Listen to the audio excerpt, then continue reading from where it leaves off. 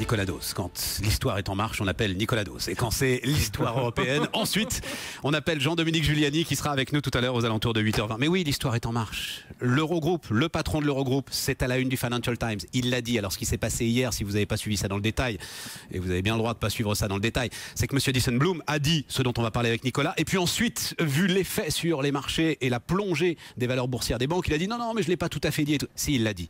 Il a dit les contribuables européens ne paieront plus pour sauver les banques. Je n'y crois pas une seconde. Mais pas une seconde. C'est vrai. Que les contribuables européens ne paieront plus pour sauver les banques. De toute façon, quand vous tapez les déposants, les épargnants ou les contribuables, il y a un moment où vous finissez quand même par taper la même personne. Ouais, d'accord, Okay. Nicolas, ok. Okay. Mais, vous tapez les créanciers, vous tapez les actionnaires, vous tapez les dépôts, à commencer par les dépôts offshore qui peuvent être dans ces banques. Offshore, oui. Il a dit Chypre est un modèle. Chypre est le nouveau modèle.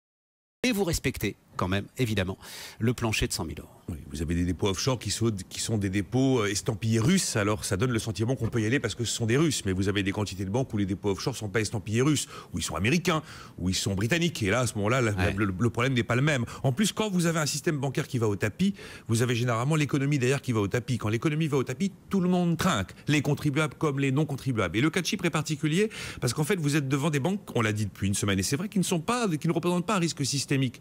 Donc, elles sont too small to be saved. Elles sont trop petites pour être sauvées. On peut se le permettre avec ces banques-là. Mais quand vous avez des banques too big to fail, jamais un État ne laissera tomber ces banques qui sont trop grosses pour mourir. Et regardez la loi bancaire que nous avons en France. Ouais. La loi bancaire que nous avons en France, si une banque doit être mise en faillite, c'est l'autorité de contrôle prudentiel de la Banque de France et le Trésor qui décide.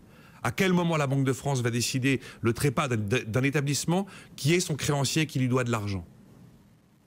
Et dont le bilan peut être supérieur et dont le bilan d'une banque peut être... à la création de richesse de la nation entière, c'est le cas de BNP Paribas, il faut bien le dire. BNP, c'est effectivement 100% du PIB. 100% du PIB, oui, 2000 milliards d'euros. 2000 milliards d'euros. La Banque de France ne va pas mettre en faillite un établissement qui lui doit de l'argent. Ça n'existera pas. Et la décision sera prise au plus haut niveau de l'État. Et quand vous voyez le modèle de règlement des crises bancaires qui a été mis en place par la réforme bancaire en France, ça repose notamment sur le fonds de garantie des dépôts et le fonds de résolution bancaire. Bon, ça veut dire du moment où vous mettez en risque le fonds de garantie des dépôts, vous mettez en risque l'argent du contribuable. Les phrases de M. Dijsselbloem, c'est du vent à ce moment-là Pour moi, les phrases de M. Dijsselbloem sont totalement liées au cas chypriote. Le cas chypriote, dans ce domaine-là, ne sera pas, à mon avis, un cas d'école.